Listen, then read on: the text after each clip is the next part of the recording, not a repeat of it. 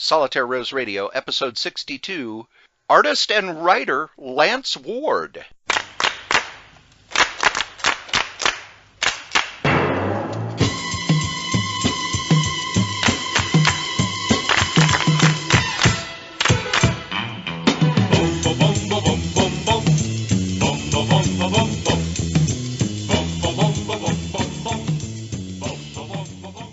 This week is a big week for people. It's the Saturday is the MCBA one-day Comic-Con. I'm still going to call it Fall Con. And there are going to be a bunch of people there, a bunch of artists, a bunch of writers. Joe will be there. Butch will be there. All kinds of people will be there. And one of the people who are going to be there is Lance Ward. Lance has been showing up at conventions for a few years, selling his books. He does autobiographical stuff.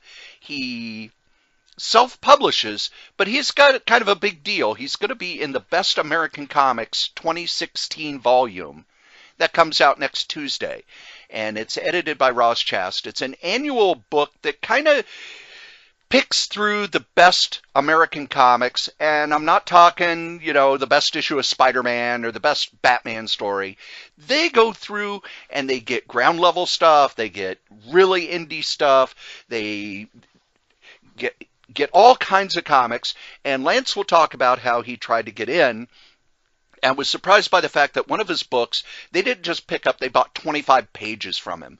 And I've read this volume, I've been buying it for a few years, and 25 pages is a huge chunk. It's going to be a really big spotlight for him.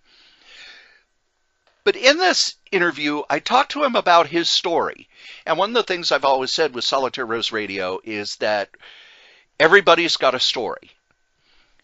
And when I first read Lance's stuff, there was a raw honesty to it. There was this, it was just, he's putting it all out there, and he's taking his life and telling you about the good and the bad.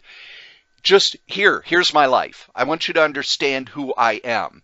And I've always enjoyed artists who do that. It's one of the things about the Undergrounds that drove me to the Undergrounds. It's one of the things in the late 80s. You had kind of an autobiographical movement in comics. And I think it's an area that's just not tapped enough.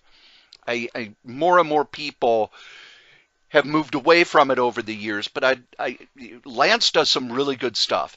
And as I'm talking with him and listening to him and having him tell his story, it reminds me of why I started doing interviews, and actually why I started Solitaire Rose Radio. I didn't start Solitaire Rose Radio for, oh, yay, look at me, I know a lot. It was more I wanted to tell stories, and tell stories of other people, tell stories of what went on behind the scenes at comic companies, tell the stories of creators, tell the stories of the comics themselves. If you look, I did a biography of Jack Kirby. I'm doing a biography of EC Comics. But as I was listening to him and thinking about why I do this, there was this quote that came to mind. I'm a huge fan of Joseph Campbell. When I was in college, I took a class on myth and legends. And the teacher always came back to Joseph Campbell with Hero of a Thousand Faces and The Power of Myth and things like that. And there's a quote here: "The ultimate aim of a quest be neither release nor ecstasy for oneself, but the wisdom and the power to serve others." And as you listen to this interview, think about how Lance used his art to help himself and how he's using it to help others. He's going on that quest, that hero's journey, selflessly. Yes, of course, he wants to be successful. Yes, he wants to be, he's got talent, and he's proud of that talent, and he should be. But when he talks about why he does things, listen to why he does things. And it's why his work resonates so much. It's because it's about communicating his life to help others. You're going to love this interview. It's really impressive. Here's Lance Ward. Man, I was just looking online. I don't know if you're a fan of The Dark Crystal, but back in '82, I was 14 years old. It was a pretty good movie back then. You know, that was a big deal. I remember Marvel did an adaptation, and yeah. I mean, it wasn't the greatest movie ever. You know, I liked it at the time. Yeah, and but I had this weird thing about the Muppets. Oh. I was a huge Saturday Night Live fan. Okay, so was I. Monstrous. I worshipped at the altar of Michael O'Donoghue. Michael O'Donoghue hated the Muppets with every fiber of his being. Really? Oh, yes. He felt the fact that they had to have him on the first year of Saturday Night Live was an abomination.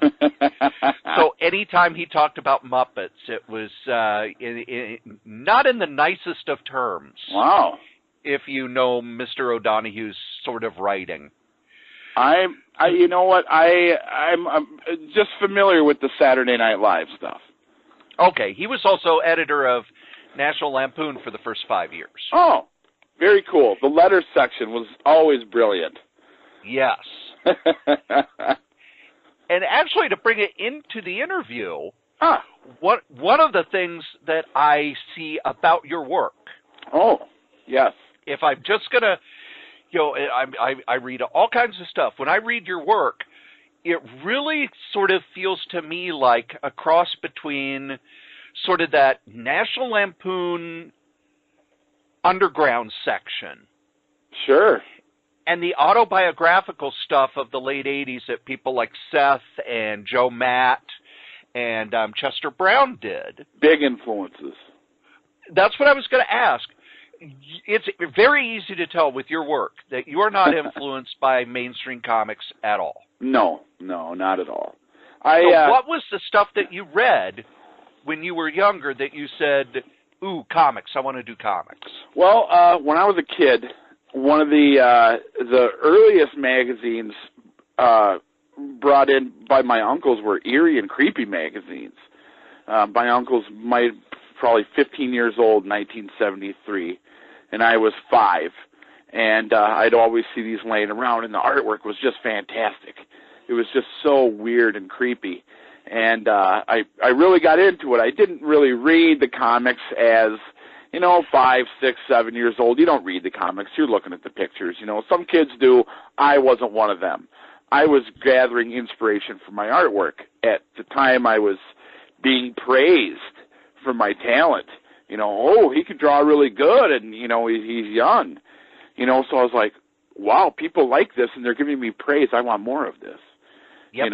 And so I used that as an inspiration. But after that, shortly after that, Mad Magazine was just huge inspiration for me. And Cracked, almost more than Mad. I almost liked Cracked more than Mad. I hate to say it, but John Severin was one of, I don't know if he's still alive or not, but he was one of the... he has passed away. Oh, that sucks. But the guy was one of the greatest pen and ink detailed cartoonists that I've ever seen. He could do those movie parodies, just absolutely spot on. And his pen lines were so tight. And he would just, and he wasn't, massive detailing and cross-hatching like Crumb or something like that. He did just enough to get the point across, to add the realism. And he's one of my idols right there.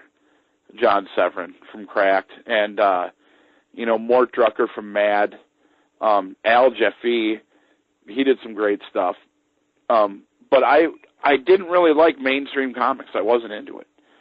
I'd pick up a Superman comic, and I'd peel through it, and I didn't get it. I don't know if it was, I didn't recognize the characters, if it was out of continuity. It seemed like there was always some kind of storyline going on. Wasn't into it. Yeah. And John Severin's stuff, man. Yeah. What a career that guy had. Yeah. Yeah. He started at EC with Kurtzman. Yeah. Did stuff at Marvel. Was pretty much the workhorse of Cracked. Yep. And then came back and did a Marvel miniseries, the Rawhide Kid miniseries in, I think, 2001, 2002. I did not know that he came back and did that. I know he used to do the old cowboy comics back in the day. Huh. I I don't keep up on mainstream comics anymore. Like indie guys, if I know them or something's coming out, that's what I hear about. But I don't. I hate to say it, but I rarely go into a comic book shop looking for comics. I'm usually in there looking for action figures, models, that type of stuff. That. Yeah. I mean, I think I grew up poor, and I was 10 years old, 9 when Star Wars came out, 10 when the action figures really started to roll off the assembly line. And Star Wars changed my life back then. I didn't have really any direction with my artwork. I was influenced, and I knew what I wanted it to look like, but I had no point. And then I saw Star Wars. And the thing is, I didn't see Star Wars. Star Wars came out in spring of 77, May. So I'm told. I didn't see it all summer long. I had no idea it even existed. I lived in Bemidji up north Minnesota at the time, and I was busy out playing in the woods and making ramps and, jumping my bike and, going to the creek, climbing trees, everything but seeing movies. We didn't have movie money. We had matinee money. 50 cents, here you go. Go see King Kong. Saturday, 12 noon, for the 100th time with Jeff Bridges. 50 cents gets you into the movie. They give you a little rubber King Kong. You're set.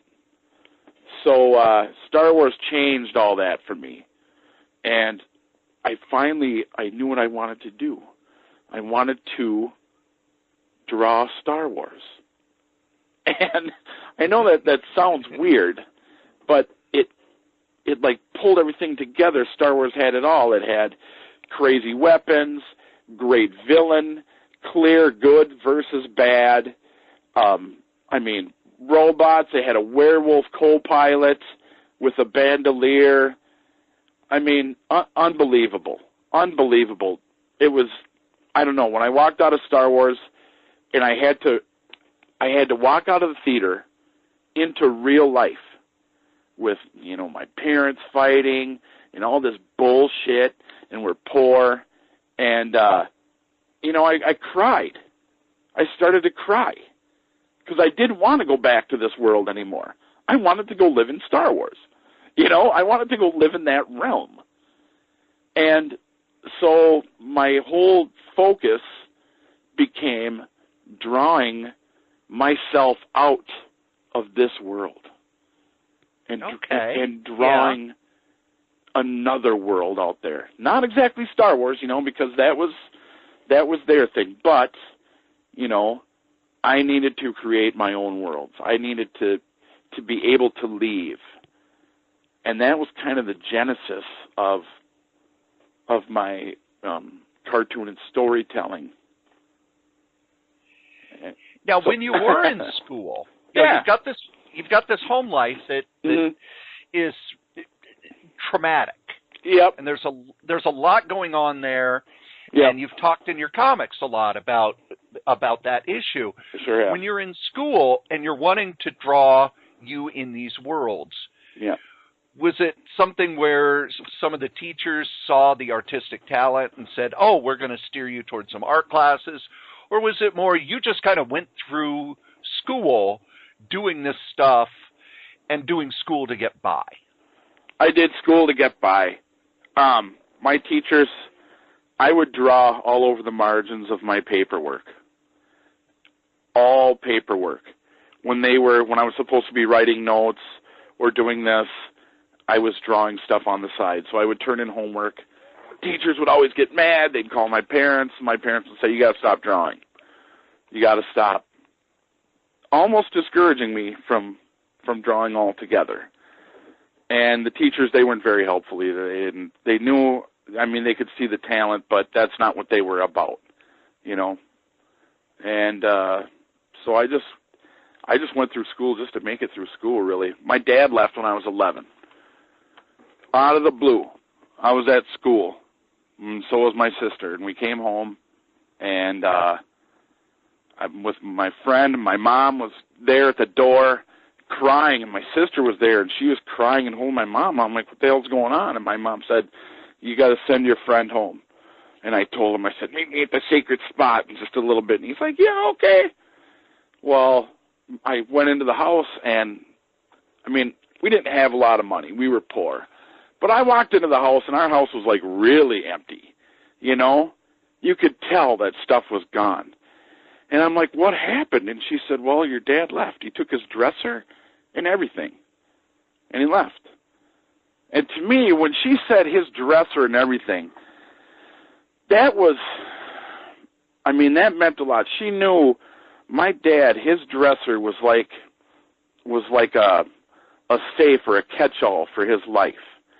He'd have the top drawer, and he'd have his special stuff on it. He, you know, built models. He kept the models on top of the dresser.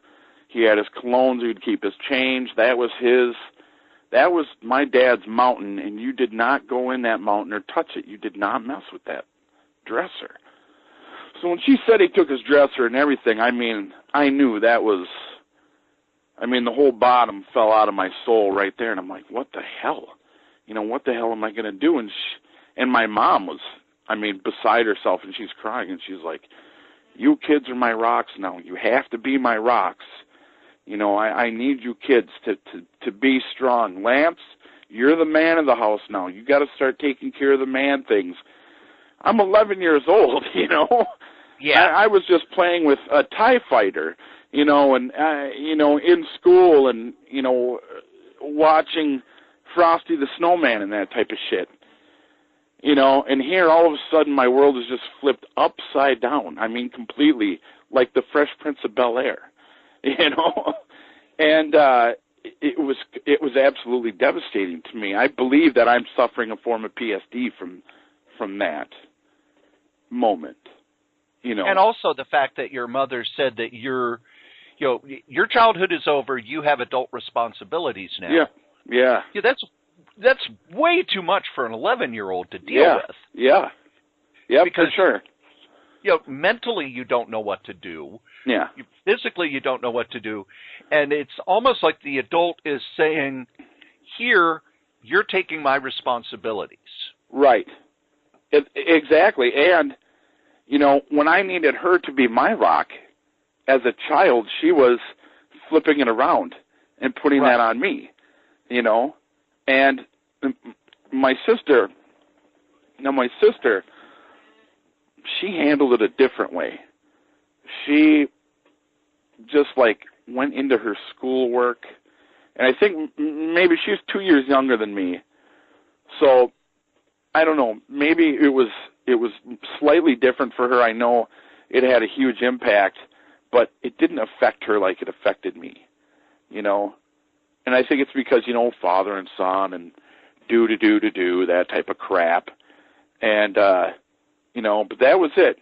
It was all done. And my mom, she started taking pills and all this shit to kind of cope. And so she was crazy, and she was going up and down. And we were even more poor. So, I mean, there was no new shoes for me. You know, I had to cope with what I had. You know, when it got so bad, I had a pair of shoes that my, you know, toes were sticking out. I had to put duct tape around them, you know, just to keep them in until my mom could find the money, the $8 or whatever it was, to buy me a pair of tennis shoes. That's fucking poor, man.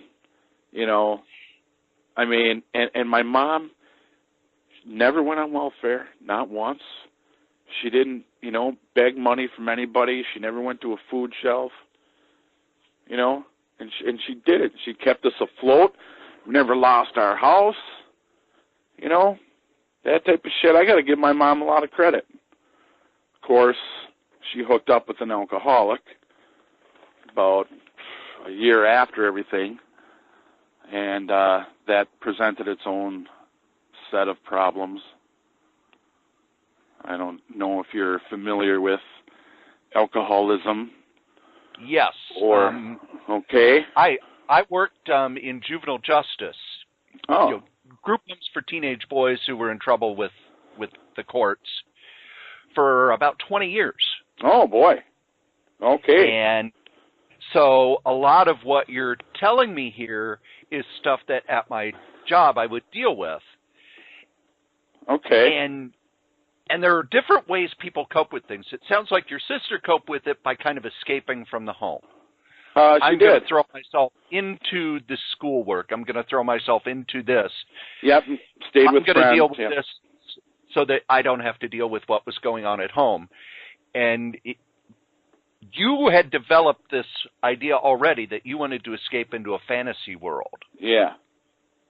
True. So did you do more of that as you grew up and are going through high school and dealing with not just that trauma, but okay, now here's another series of traumas? Well, that is kind of when I stopped drawing because I had too much other stuff in my head going on. I mean, I still drew at school and this and that, but as far as like making comics or fantasy worlds, that was over for a while. I just couldn't handle it. And I mean, there was just too much going on. I mean,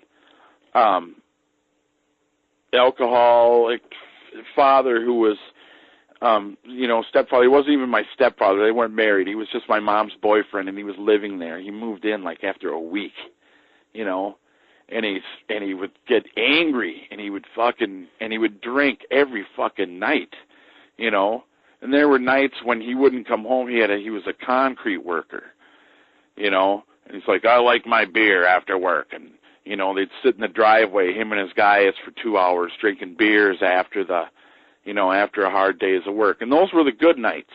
Those were the good nights when he came home and he's drinking in the driveway with those guys. They're drinking 6 each or whatever. Then I know he's going to come in. He's going to say a couple cracks or two. But he'll eat something and fall asleep in front of the TV. But it was the nights that he wouldn't come home right away.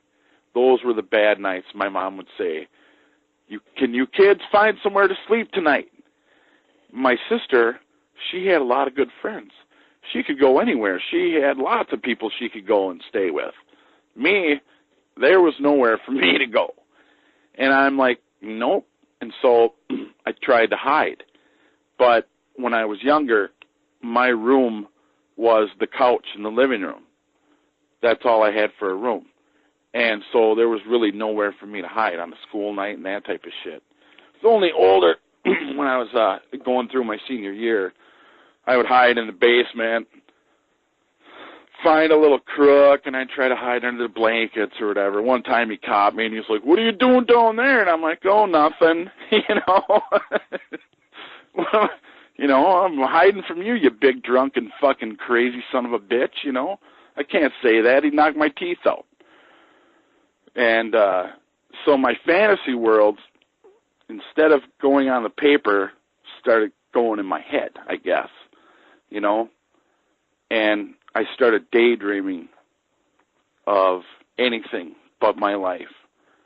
And, it affected my schoolwork, affected my, home life.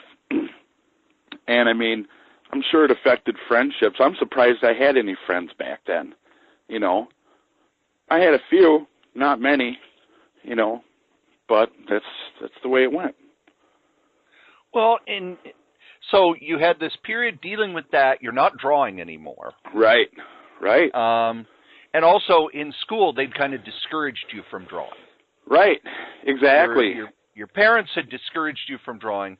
I recently was reading through K-Mart Shoes, where you talk about your high school graduation. Oh, yes. And as you get out of high school, you're going to have to find a job. Oh, yeah. You're going to have to try and escape from this environment. Yep. When was it that you started drawing again? Well, let's see. In probably when I lived in Rosemount with my dad, when I was 14, or was it 15? 14, I believe, my mom called my dad and said she couldn't handle me anymore. and she made plans to ship me off to go live with him. I had no idea until the day of.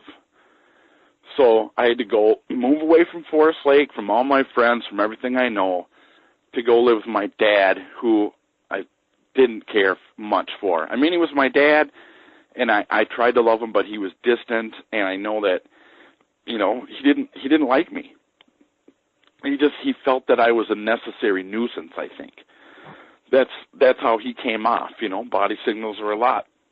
So he shipped me off to Rosemount. Well, Rosemount, for me, I didn't see that as too bad of a thing, because I knew that part of it, I could reinvent myself at that school. I wouldn't no longer be, you know, K-Mart shoes, or, you know, baby pants, or the poor kid, or, you know, ooh, he's got problems, his dad left, and, you know, he has to spend the night on a school night because his alcoholic father, you know, that type of bullshit. So I could reinvent myself at Rosemount. So I did. And I went in there, and I just said, hey, I'm a normal dude. It was positive for me. I made a lot of friends. I made a lot of friends that I have to this day that I've kept from Rosemount. And so as I started to feel better about myself and about my position, at least in school, you know, and living with my father, I didn't have to deal with, you know, the alcoholism, you know, at least when I was, you know, at my dad's house during the week.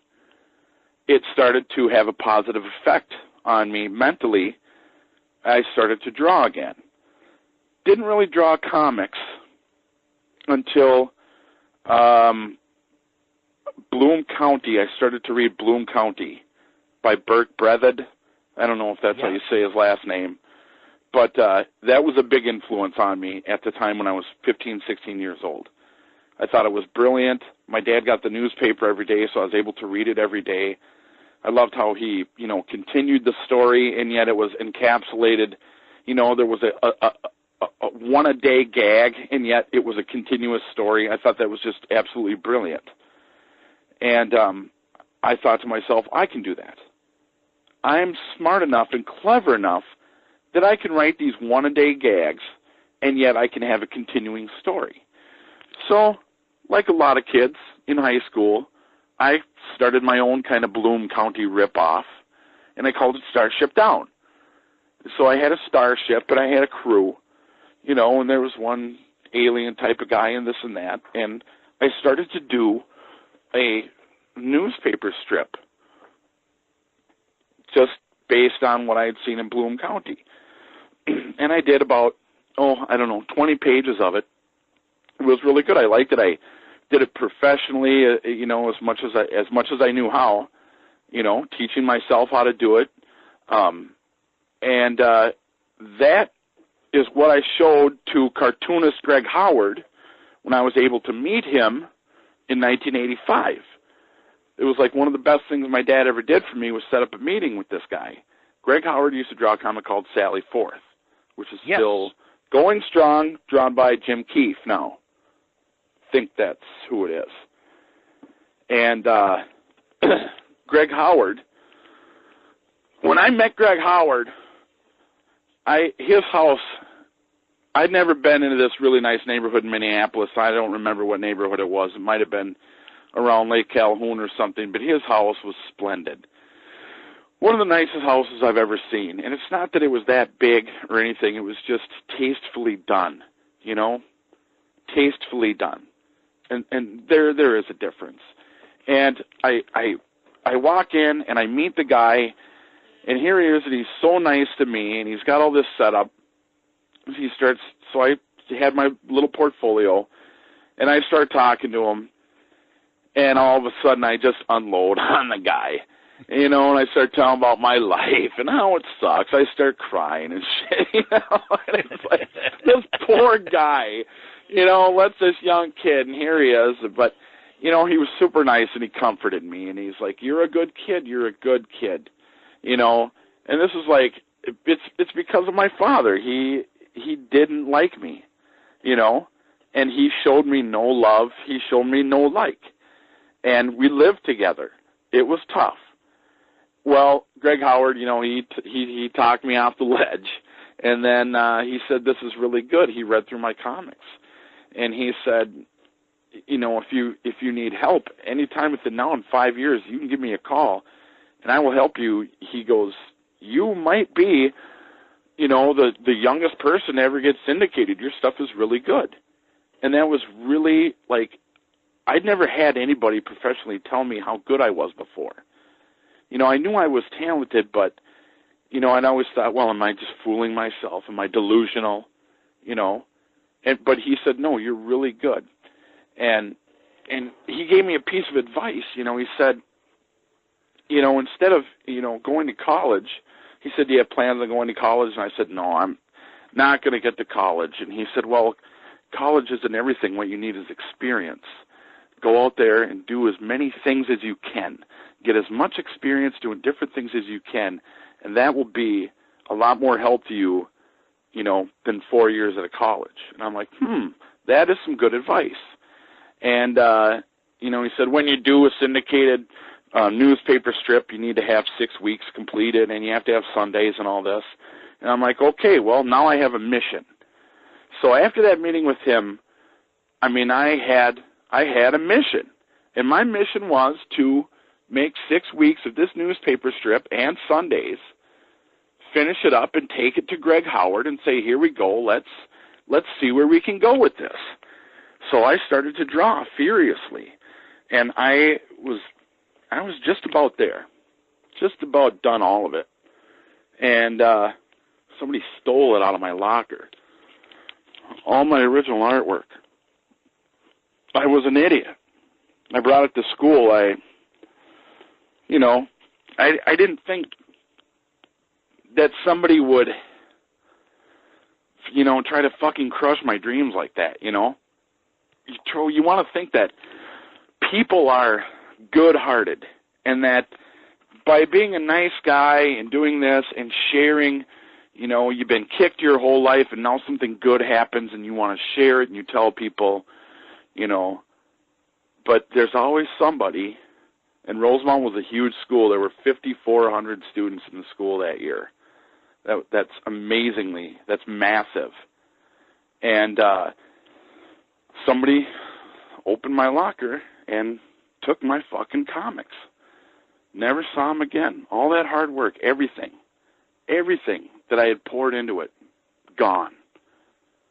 That was a crushing blow. All the months, almost a year I'd worked.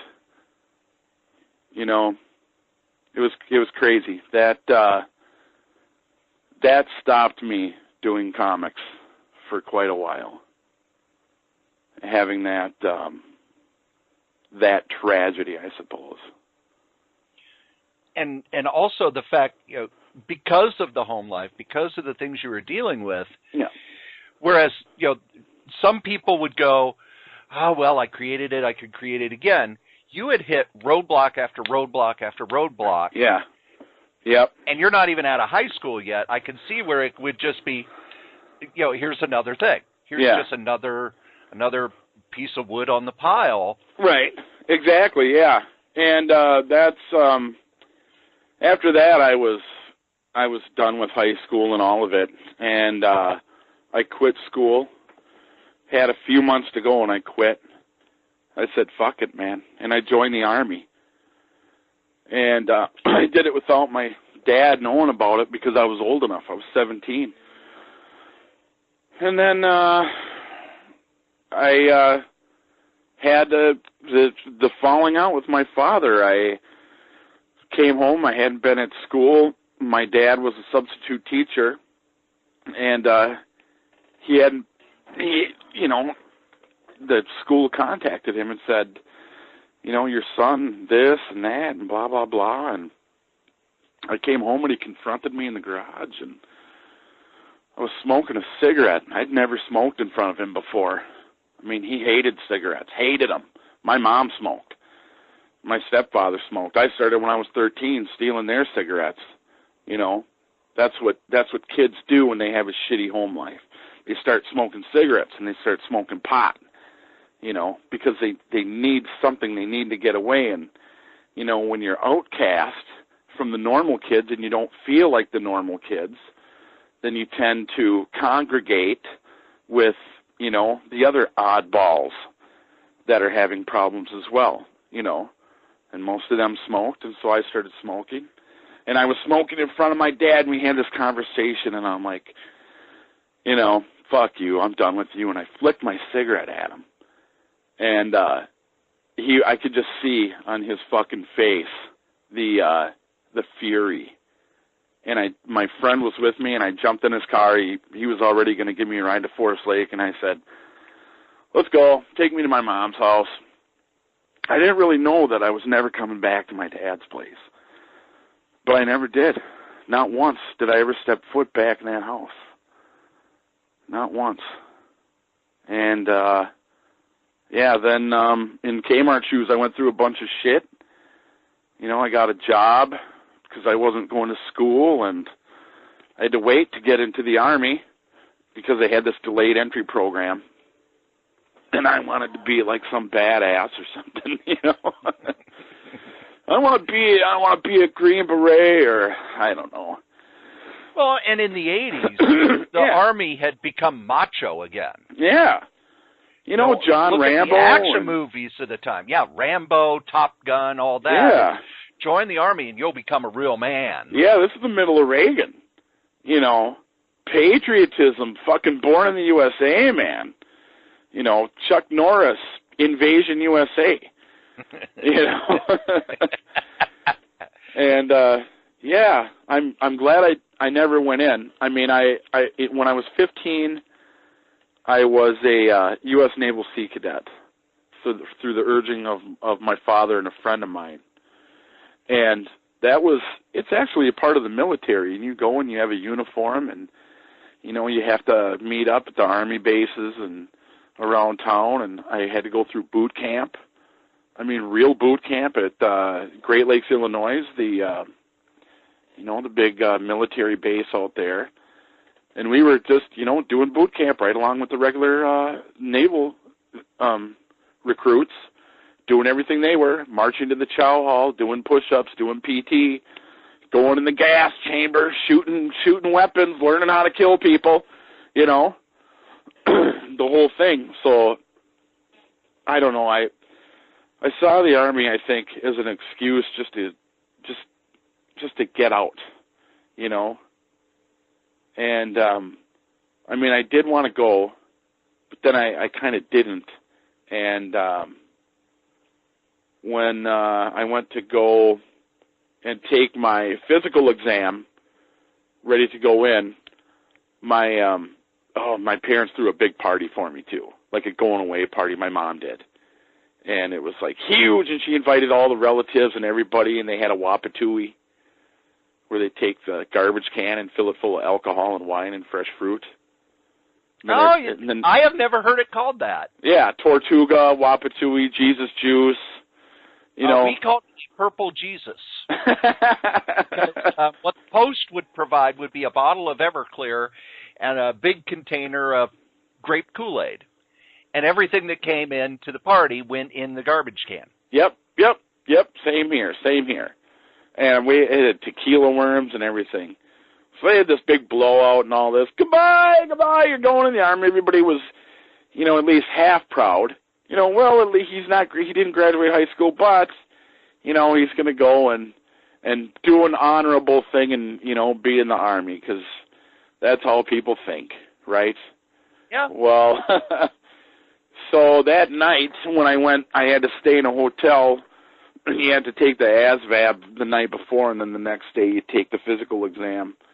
And Platoon had just come out, and it was showing at the Skyway on Hennepin there. So I went over there, and I saw that movie by myself. It was on the big screen. I don't know if you've ever been in the Skyway, but they have that one big giant screen, and then they had just the little peewees off to the side. So there's Platoon. If you've ever seen that movie, powerful, Charlie Sheen. And I'm watching that, him and going to Vietnam and all this happening, and all the the bullshit with the Vietnam and all this. When I walked out of that movie, I did not want to go in the Army. Which I think was Oliver Stone's intention. It was his reaction to Rambo and all those movies. He was like, no, wait a minute. I was in Vietnam. Yeah. It wasn't it wasn't the Green Berets with John Wayne. Right. It was closer to Apocalypse Now. Yeah. And my mind was flipped around, man.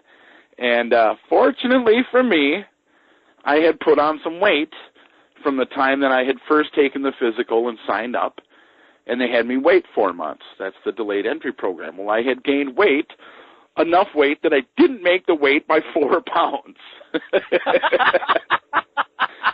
And they said, well, okay, here's what you got to do. You got 2 months to lose the weight and then come back, and then we'll do it again, and then, you're on your way. So I had to come back with my tail between my legs and say, guess who's back? You guys threw me a huge party, but I'm too fat. And so I was supposed to lose the weight. Well, of course, I didn't want to go in the Army, so I didn't make any effort to lose the weight. In fact, I gained weight all the way until the year was up when they gave up on me. So that was... I wasn't drawing cartoons back then. I wasn't doing any art stuff. Doodles here and there. I just I gave up on it. I gave up on the dream. I knew I was talented, and I thought, well, maybe someday. And I always had that Greg Howard phone number. I wrote it in my favorite book, Breakfast of Champions by Kurt Vonnegut. Have you ever read it? Yes, I have. I'm a huge Vonnegut fan. Excellent. The simple drawings, and yet so funny and so perfect. I suppose that's a huge influence on my simple style, because that's my favorite book, always has been. And, maybe now that I look back at it, I'm self-analyzing myself here on the phone. So maybe, anyway, I just did doodles and this type of thing until I wound up in the psych hospital. Let's see, I was 18 when I first went in. My mom had me committed. Spent my 19th birthday locked up. Abbott Northwestern. Sucked real bad. And that was the first of many hospitalizations for psychiatric problems. Few suicide attempts. I don't know, a couple I almost made it, And you've been very open about that in your stories that you've done. Yeah. I've talked a lot about how what you do is autobiographical. Yeah. And as you've moved in and out of psych wards, yes, in a lot of ways, once you kind of get into those places, it's very hard to break out. Yes. And I don't mean break out as an escape. I mean, you become almost institutionalized in that, okay, I'm in the hospital, now I'm going to go to a place where I have a little more freedom, see if I can handle it. Yeah. All right, maybe I can't handle it, I need to go back to the hospital, and back and forth and back and forth. Yeah.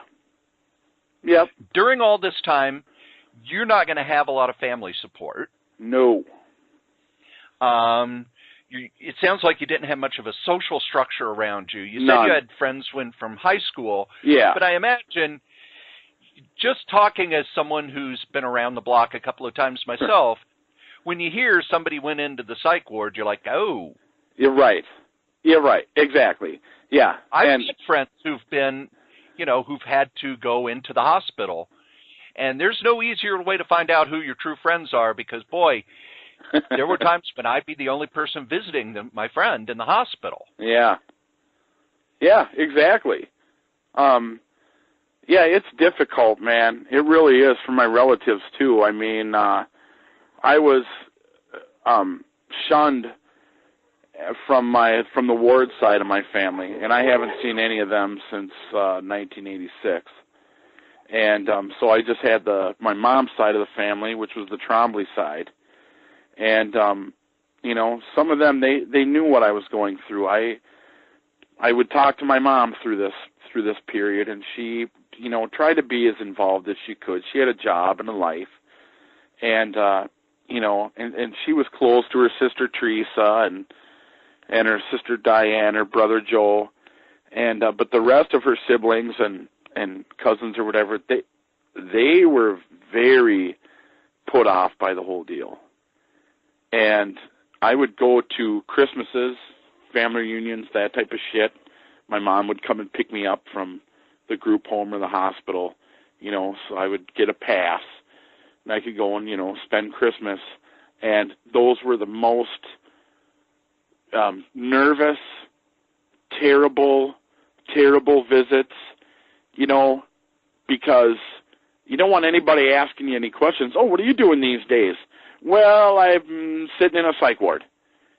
You know, oh, it's very uncomfortable. And so... It's a conversation killer. It really is. It really is. So not only did I have that, you know, the shame and the stigma, you know, of that, but they also didn't know how to talk to me, you know, or they felt that they couldn't talk to me or they couldn't bring anything up. You know, there was a couple of them that they just talked to me like they would normally talk to me through my whole life, you know, and that was cool. But, you know, the rest of them really, like, I don't know, it was almost like they were looking down on me, and it's like, oh, it figures, you know, that type of thing. And so I have a very strained relationship with several people on my mother's side because of what had happened. And not because they did anything wrong or I did anything to them. It's just the nature of the situation, you know, and how it happened. And except my Uncle Bob, he was a big one of my dads. Him and my dad were really good friends, and he always, you know, passed judgment on me like my father would. Every time I'd see him, it was like seeing a second father, you know. Nah, what are you doing with yourself? You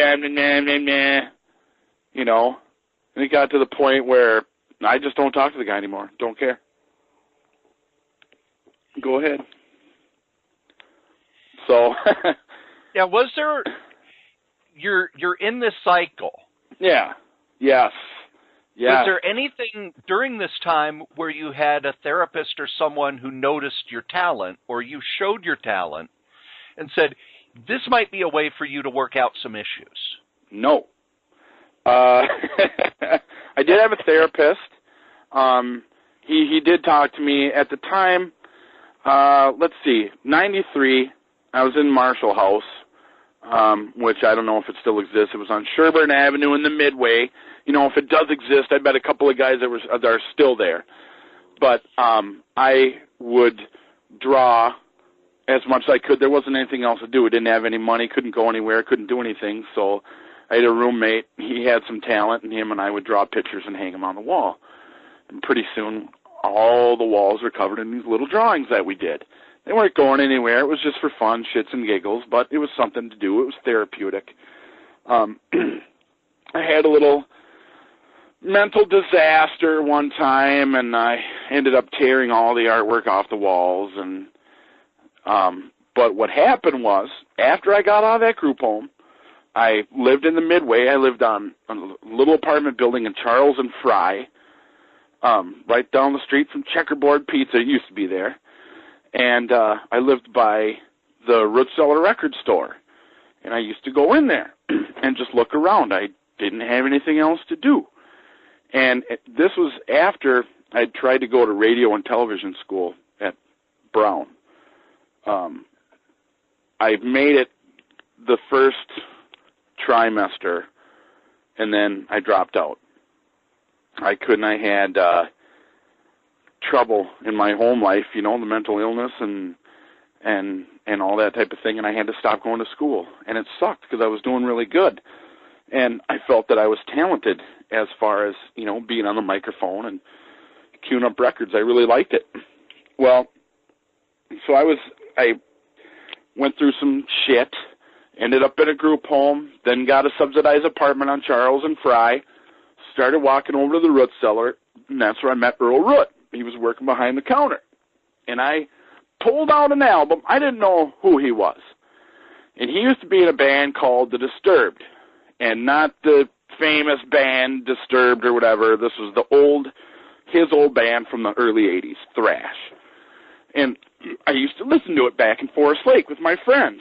So I was peeling through the albums. I saw the old album. I pulled it out, and I said, "Oh, my God, you have The Disturbed." And he said I was in that band. And I'm like, "What?"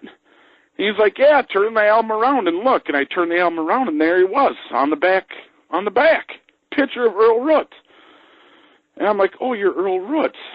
And he's like, "Yeah." He's like, "I do a radio show called The Root of All Evil.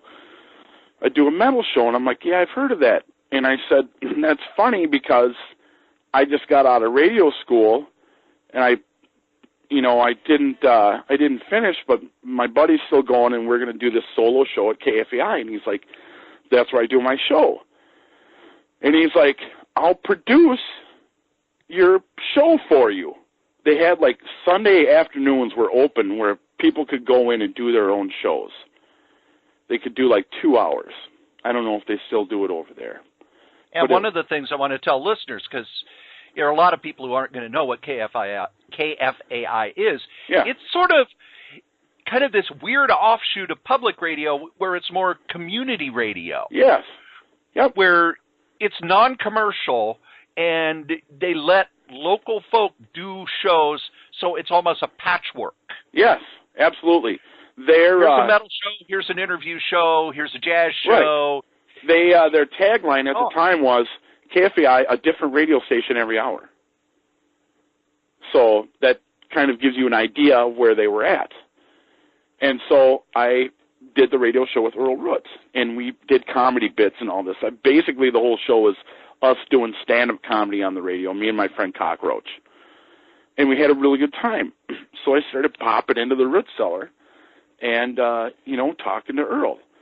Well, it came around that I was a, talented artist, and he said, "Well, I'm looking for a new logo." And I said, "Well, let me go draw something up, and I'll come back and show it." And he goes, "You do it, and I'll pay you for it." Well, that was music to my ears. I was a poor guy, and, living on subsidized income. So I went right home, and I drew up the logo for the root cellar of the bean-looking guy chowing on the records, which eventually became his logo. Was he put on T-shirts and bags and all kinds of shit all over the city. And he loved it. He said, "This is great." And I'm like, "Yeah, I could do, an ad for your store as a comic strip." And he's like, "Do it, and let's see it, and I'll pay you for it." And I ran home, and I did it. And I came right back to the root cellar, and I'm like, boom, done. Same day. And he's like, "Oh, my God, this is great." That comic strip ended up running in the City Pages and the Pulse and the Cedar. And I did a couple more for him. And I introduced a character called the Vinyl Redeemer. And he hated CDs, and he liked records. And, you probably don't remember ever seeing the comic strips. I actually do, because I had just gotten out of working at Schindler's. Oh. But I was still reading the City Pages. Sure. And I was involved in the convention here in Minneapolis since day one. So I was really trying to learn the local comic scene. Oh, okay. Who are the local creators? And while I liked the mainstream stuff, I also read undergrounds and ground level stuff. So I would see this, and it would be a different strip every few weeks. And it's, this isn't just an ad. This is like this is a strip they're doing. Yeah. And that was back at the time when they were still publishing Life in Hell. Yeah. So I would make sure to pick it up so that I could read the strips in the City Pages. Yeah, and Gatzmer was doing Psychodeli back then. And yep. Yeah, so there you go. That was me. That was like my first strips that ever got printed, publicly, ever. the city pages, Paul Cedar. I still have some. I saved a couple papers in my archives here, to prove, if I ever had to prove it to somebody. But then Earl and I had a falling out. Well, it wasn't really a falling out. What happened was I ended up going in the hospital again, having problems. I'm trying to remember what the deal was. And then about a year later, Earl and I hooked up again, and he put me on his show. He put me on the Root of All Evil show. I started doing a bit called Jerry Karbowski Private Eye, and I did a little 3-minute script that I would read live on the Saturday nights, and he would play music behind it. And I would do Jerry Karbowski Private Eye. He's a scumbag, but he's no puss. And it was kind of the National Lampoon, terrible jokes, this type of thing. He's a real scumbag. He, pulls cigarette butts out of the ashtrays in front of the bank, looking for a non-menthol, that type of shit. Earl thought it was pretty good. He said, you're funny. And I'm like, yeah, I tried to do stand-up on open mic night at the Mall of America. I did it twice, and I got a bunch of laughs. And I thought, yeah, I could be a comedian. That's cool, I'll try it on the radio. I have this. See, mental illness never stopped me from, it temporarily blocked me from doing things, But when I was feeling good, I made the most of it, When I would feel confident in myself when the medications were working, or things were going right, or it's this time of year, summertime or whatever, I'd feel good about myself. I'd make the most of it. That's when I would try to do stand-up, and I would, do the radio school thing. I would do the Root of All Evil show. But then I'd bottom out eventually, and those are the rough times. So I ended up hooking back up with Earl back in 97, and I was looking for a job. I just got a new girlfriend who would become my wife, and I needed a job, and he said his guy, Tim Honebrink, who worked at the Root Cellar, that was his best friend, was leaving to go do lights for the Rolling Stones out in California, wherever, on their tour. And he said, I'm going to be without a guy for 9 months or a year. Can you slide in and, work behind the counter at the record store and then do the show with me on the weekends, the Root of All Evil show? Be the co-host. And I'm like, yes, absolutely. I would love to. Right? Perfect timing. So I started working at the record store under Earl's tutelage. And, if there was ever a guy that knew about music, it was Earl. And he really educated me on, jazz and, early 70s fuzz rock type of shit, and prog rock, and Frank Zappa. He turned me on to Zappa hardcore, and, Miles Davis, and all these great jazz guys and all this. So we started doing also the Root of All Evil show, and I became the second banana, and I worked in studio, it was actually Studio C, and I had my own control board that I would run. And I was good at it. I'm still good at it. I feel that I'm an excellent engineer, working the board. And, so it was working well. We had a really good show. We started to turn it into almost like a morning show where we'd, get a lot of callers and, doing fun things and cracking jokes. And we had the guests on, the bands and that type of thing. We really, brought a lot of life to the show. It was really cool. But Earl's practices as far as businessman were very sketchy.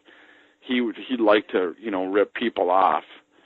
And as far as they'd come in with records, and he'd say, they're worth $3, $5. And they're like, what, really need? Like, yeah.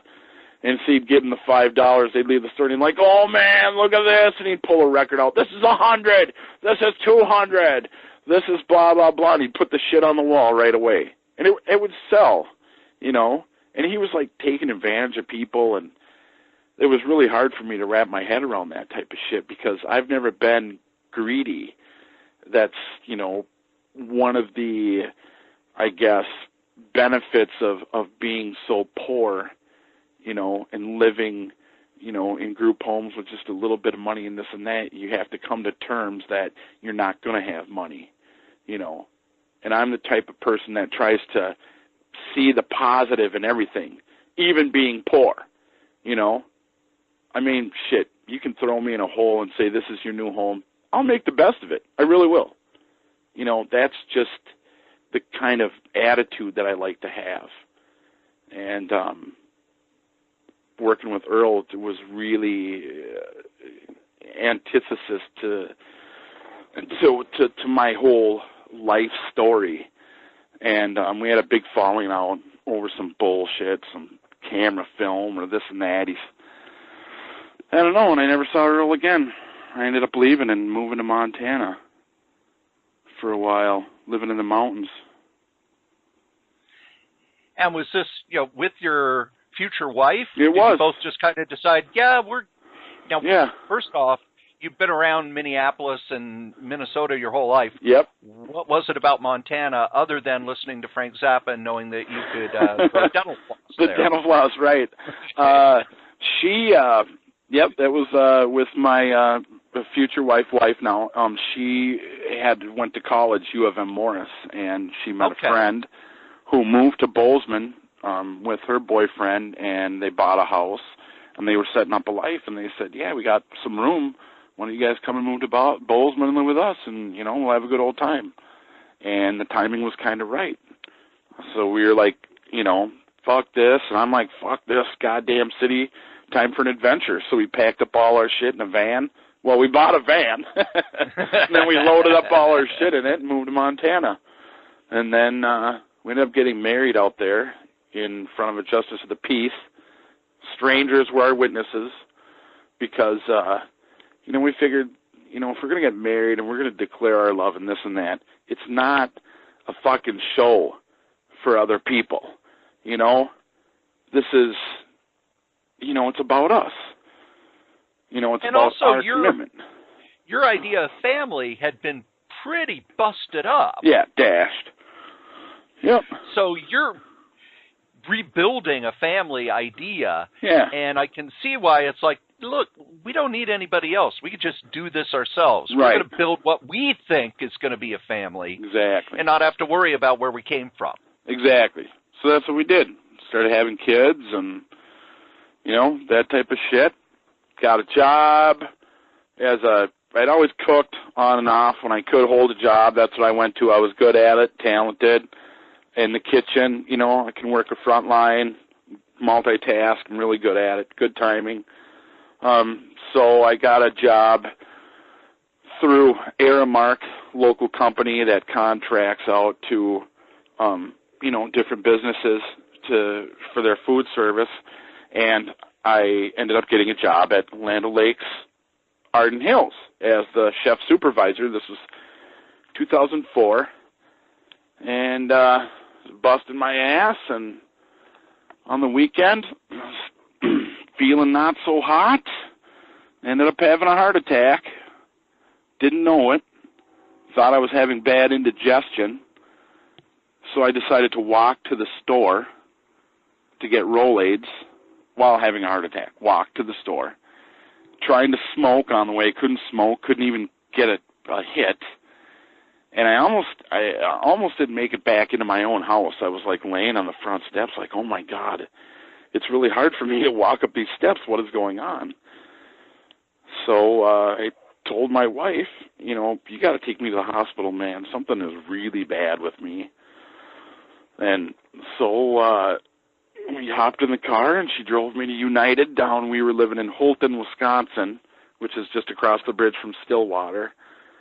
She's like, well, I'm going to take you to United. That's where she works at Children's, and her mom was a nurse there.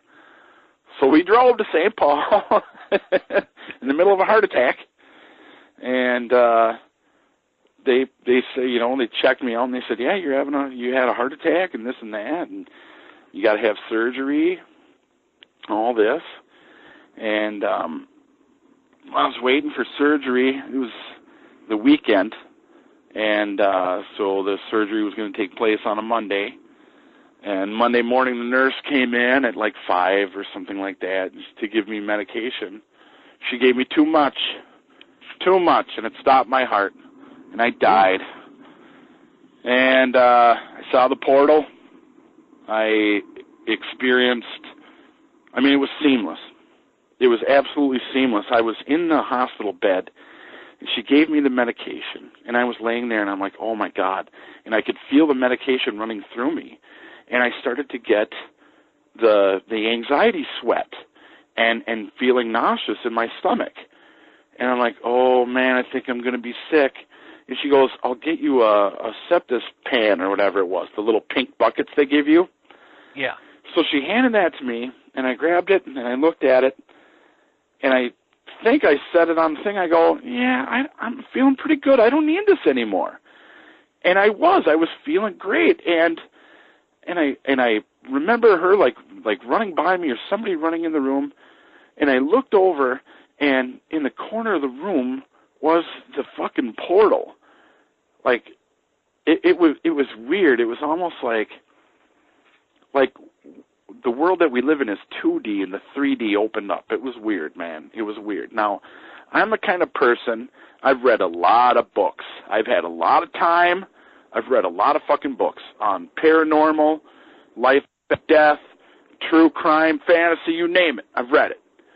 And, I've read a lot of shit. So I knew that people said that when you die, it's the fucking point of light that you see. It's not really a portal. That's just your fucking brain dying. Well, I moved my head, and I looked at the corner of the room to make sure that it was the portal and not the point of light. And the point of light stayed in the corner of the room. It was the portal. And I looked back at it, to justify it, and I knew that for that split second that I was experiencing, I don't know if I knew that it was death, but I felt perfect, no anxieties. I felt ready to go. I felt just absolutely at peace with everything. And the next thing I knew, I just a macro second later, I was upside down, and people were asking me questions. What day it was or what my name was, and I answered, and they said, oh, we brought him back. The atropine worked. They had, it's not paddles anymore to shock you in the hospital. It was big stickers. And I was upside down. They had inverted me so the blood went to my heart or to my brain to keep me alive, I guess. And they were getting ready to zap me. And they had the big stickers on my back and my chest. They didn't have to do that. I came back. But I don't know how long I was out. I don't know how long it happened. There was no, blinking of an eye and there's blackness. It was absolutely seamless from, full realization to dead. There was no transition is what I'm trying to say. I was there and then I wasn't. And, it was the weirdest thing ever. It left an impression on me, a big impression. It changed my life forever. And the doctor, after my surgery, and I had a long recovery. It was a hard recovery. I had 2 more surgeries. I had to have more stents put in. They go through the leg. And it was it was terrible. It wasn't easy for me. Part of it, I'm sure, was my weight, 270 pounds or whatever. But it was just terrible. I had a really bad heart attack. And I had a minor one later that year as well, and I had another surgery. And the doctor, what happened is they go through the leg to do an angio. And yeah. right by the femoral artery is a nerve that can get damaged. And they said 3% of the people that get this done get this nerve damage. Well, I was one of the unlucky 3%. I got the nerve damage. So it leaves me with, a bad leg, and that I experience. The skin is numb, and yet the muscles burn every day. It's pain. It's unbelievable, and there's nothing they can do for it because it's neuropathic pain. So I was experiencing this burning and stabbing in my leg, and I talked to the doctor, and I said, I got this burning, then I think I got the nerve damage, and he laid into me, and he said, "You're complaining about a little leg pain. We just saved your life and all this." And I'm like, holy shit. And he's like, "Mr. Ward, you got about 5 years to live. I suggest you get your priorities straight," and whatever else the fuck he said, And I'm like, holy shit, 5 years? That's it? Half of it spent trying to recuperate. So 5 years was about up. 2009. Hadn't done anything. I was depressed. Didn't want to get out of bed. Didn't want to do a goddamn thing. And it was my birthday. I didn't even want to celebrate my birthday. Hated life.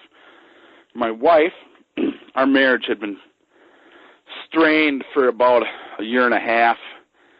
We had actually separated, and I moved out of her room and built my own room in the basement and that type of shit.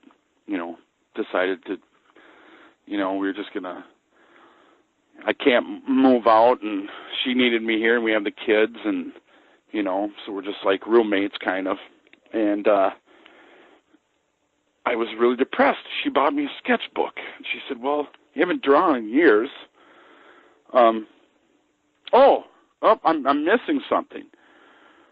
So I had my heart attack in 2004.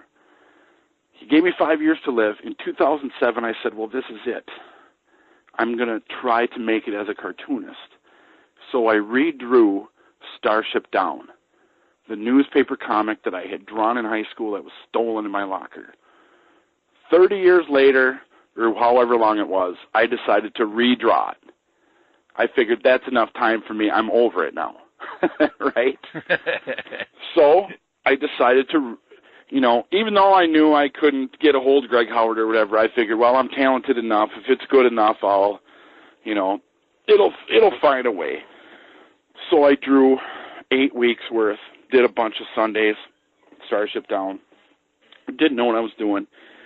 Made some shitty Xeroxes, sent it off to King Features Syndicate and the Washington Post or whatever, thinking that, oh my God, they're going to see this and they're going to think, this guy's a fucking genius. We're going to give him a deal right now, syndication, And, of course, rejected. I mean, I can't even, but when I think back to what I sent them, I mean, I just laugh on myself. I could have sent them a turd in the mail, would have been the same thing, right? Well, and let's be honest. Right. What's the last new comic strip? When somebody with the talent of a Frank Cho can't make it. Yeah. Right. So it's going to be pretty hard for anybody to break in at this point. Right, exactly. Well, I didn't know that, and I got rejected. It was my first rejection, and it bottomed me out. I said, that's it. I failed. Now I'm just going to wait to die, So 2009, I'm waiting to die. Georgia gets me a sketchbook, and she says, well, you haven't drawn in years. Maybe this will inspire you to draw. And it took me about 3 weeks before I even touched it. I opened it up, and I started to just write and then make little illustrations and just poetry or brain farts, just writing down my feelings and dating it. And I did it every day, and I did it all summer long. And it went from, poetry and sketchy words and illustrations to comic-like stories to comics to autobio comics, full color. I mean, you could see the genesis, and when I was done, I had like a whole book of this, of me crawling out of a hole, this therapeutic shit that I've been doing. And I looked at it, and I saw it, and I got like 100 pages, and I'm like, holy shit, this is a whole book. Maybe I can make a comic book, and, maybe I can make something of myself before I die. I mean, the 5 years is up, and I'm not dead. Maybe it's time to go for it again. So that's when I wrote Klanko, which was my first graphic novel that I self-published and sent around to publishers, and that started the whole comic career for me, the whole illustrating career. Late in life, age 41, that was it. Using that sketchbook to crawl out of the hole, and then realizing that I could do it, that I'm capable of it, and having the confidence to not let anything stand in my way. Not letting fancy paper or fancy pens get in my way. And you've got a big deal coming up within the next couple of weeks here, not just that you're going to be at the Fall Comic Convention. Yeah, next week on the 4th, I've made it into the Best American Comics 2016. K-Mart Shoes, which was nominated for a 2013 Minnesota Book Award, made it as a notable mention in the 2014 hardcover version of the Best American Comics. And so the follow-up was Adults Only, which describes, the group home stuff in the 20s and that type of thing. And I sent that to him because I thought it would make it in the 2015. 2015 came out, there was no mention of me or my comic, which kind of was depressing to me. And at a time that things weren't going well for me, I was really doubting my talent and where I could go. Things hadn't worked out for me. And I was considering stopping again. I had to take a job, a labor job, and I couldn't do it. It was just killing me. And, in January, they sent me an email that said, "Congratulations, you made it." Not only that, 25 pages made it, which is crazy.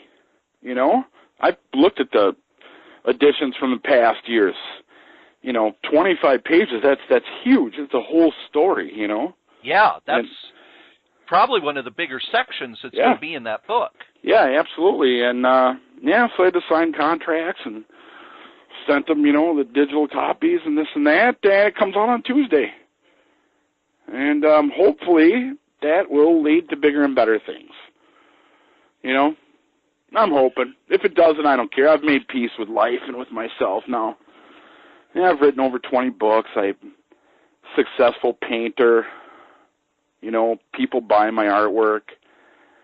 In a bunch of other forms. I have a ton of friends. Great relationship with my family. Life is pretty good right now. And on top of all of this, you also, when I look you up, you've got your website. Yeah. Tater Tot Diaper Man. Oh, yes. But when I was just today doing a little research, every review I've seen of your stuff from the Comics Journal and other places, they really are amazed at, first off, the style you use. You almost use like a 12-panel grid on every page. Yep. And the fact that in, autobiographical comics kind of faded away. But here you are, and you're just prolific at doing this stuff. Yeah. You're pounding them out pretty fast. Yep. What is it that drives you now? I want to tell these stories for my kids. I want my kids to know who I am, because I've come to grips with the fact that I'm not going to live as long as everybody else. It's just the way it is. I'm having health problems now. It's been 11 years. I take a lot of heart meds and this, to see my cardiologist on Friday, get an echocardiogram, figure this shit out. So I want my kids to really know who I am, and what I went through.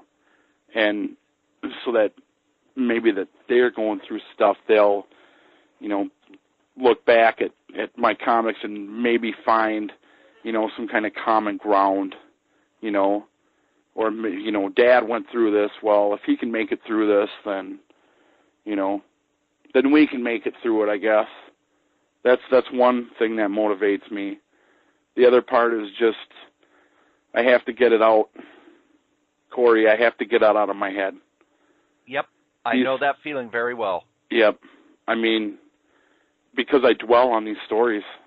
I dwell on them, you know, and it's difficult to cope day to day, and so I have to tell them. I have to get them out there so I can purge them from my brain. Does it work? Sometimes. Sometimes it works. Sometimes it doesn't. Just the way it is, I guess. And I think one of the things about mental illness that a lot of people have trouble with, even now, you know, if you tell someone that you've got lupus, they understand that. Or you tell someone that you've got asthma, they understand that. But if you tell someone that you've got bipolar, right, they have this image in their head yeah. of, you know, what this is. I recently, and I talk about everything on my podcast very freely. Sure. I recently have been diagnosed with generalized anxiety disorder. Okay. And I've probably had it my whole life. Yeah. But, you know, dealing with it through meditation and exercise and positivity and all these things. Yeah. But when you tell someone that, they go, oh, so you're scared to go outside. No, I'm not scared to go outside. So you have panic attacks all the time. Well, I used to, but I don't at this point. When my life gets very, very stressful, yes, I have that. Yeah. But it's not like you see in the movies where, you know, the world is caving in. It's more this feeling of something's not right, something's not right, something's not right. Right. Yeah, the people, they see the stereotypes perpetrated by television, and, you know, that's the image that they keep. Yeah. You know. Like for when you tell someone you have depression. I've worked with people who have depression. Yeah. And people who don't know will go, well, how do you even get out of bed in the morning? It's like, well, how do you get out of bed in the morning? There's shit you got to do. And there are some days where it's harder for me to do that. Same way if you have a bad burrito, you're not going to work because you're going to have food poisoning. Yeah, right. It's the same thing. Yeah. But I think in your work, you kind of almost, I don't want to say normalize it, but humanize it. Yeah. And make it so it's not as scary to people. It's more, you know what, this is just a part of who I am. Yeah. And it can affect my relationships, and it can affect my work, and it can affect these other things. But also, I'm going to find ways to work around it or work through it. Yeah. And that's the thing that I've always liked about your work since I discovered it a few years ago at one of the conventions we have here. Okay. This is a really good way to show people what it's like from the inside. Yeah. Yeah. Well, think about me. I guess, you know, I never went to college. I never did this. I never did that. Never went to art school. So I'm like the least pretentious guy on the planet, right? And that's how I want to write. I'm not preaching. I'm not trying to be somebody that I'm not. I'm not trying to drop some obscure French poet's name or, you know, try to, you know, do some inside joke that only the elites will get or some bullshit like that. No, I'm just speaking plainly to the general public, to everybody. You know, that's what I'm just trying to do. Tell a story, be honest about it, and say, listen, I fucked up, and despite all this bullshit, you know, you can make a life for yourself. You can go on living. You can, you know, have good things. You can be positive. And the fact that you came from such a broken background and now you have a family that's very supportive, and you're one of the things you kept saying was, I know I have talent. I know I have talent. I know I have talent. Yeah. Well, now it's starting to get validated. Yes. Yes. And finally. that's got to be very heartwarming. Well, it is. It's like, you know, I'm 48 now, and, you know, to get this validation, it's almost like, you see, I'm not a piece of shit. You know, people from my past and this and relatives and this, look, I did have a talent. I was meant to do this. I was meant to go somewhere. So there is, you know, there is that. You know, and I mean, I have the anxiety. You know, the book comes out on Tuesday, and I've had anxiety about it coming out, you know, just waiting like Christmas Eve, you know, for months.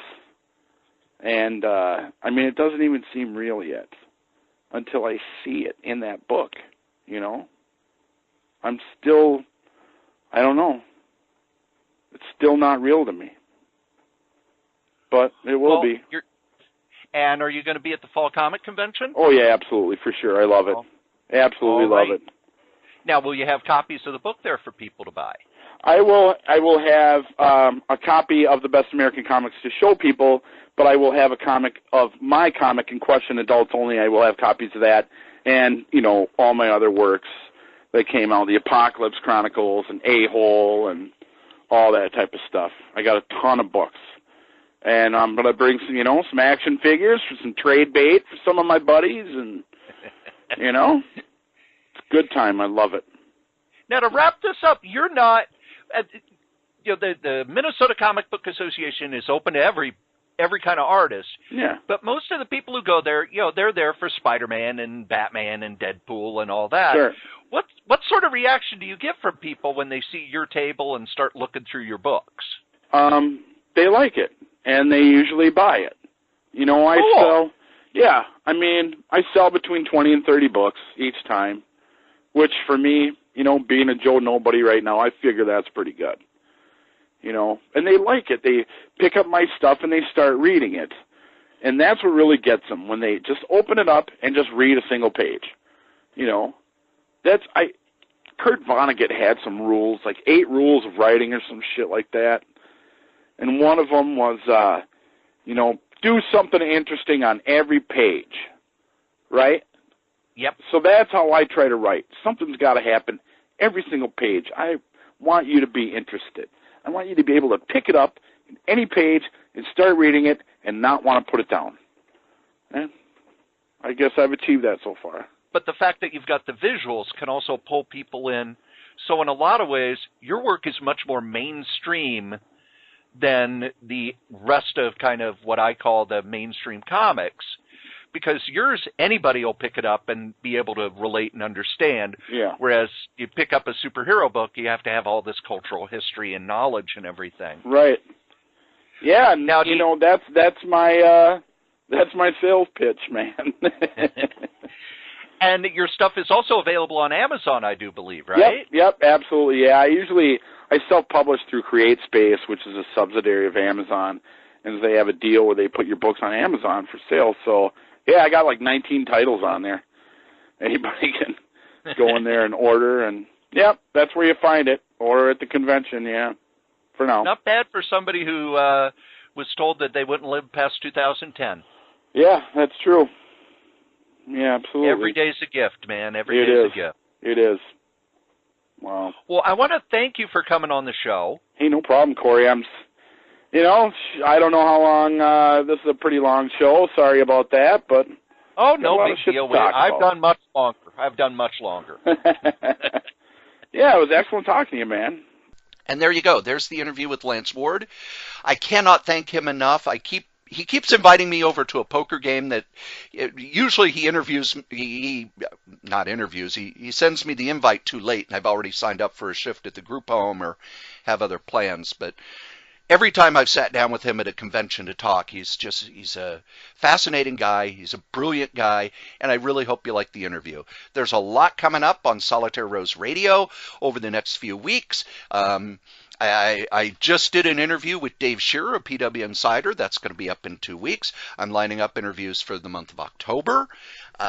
Also, Joe and I are starting another podcast. It's going to be Solitaire Rose Series in Review. It's going to be starting up sometime in October, maybe November, but we're going to start going into different series. And it won't always be with Joe, because there are times I'm going to sit down with the artists involved and have them go through issue by issue. I see it as kind of DVD commentary for comics.